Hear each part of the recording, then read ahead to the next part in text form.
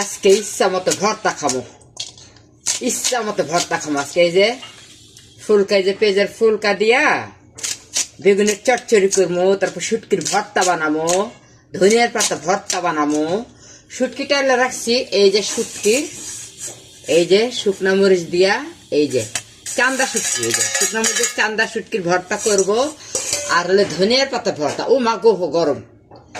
এই যে একটু ধনিয়ার পাতা ভর্তা করব, এই যে আমার লেগে গেছে দেখি, এই যে দেখো, মানে খুবই টেস্টি করব, ঠিক আছে, খুব মজা করে খাবো। তারপরে যে বাইগুমের চাষ করবো, বাইগুম কোথায়, এই আমার বাইগুম, বাইগুম খাবো, কাঁচা কলা দিই, বাইগুম কো আমার বাইগুম, এই যে আমার বাইগুম, বাইগুমের সারসারি করুম শুটকি দিয়া।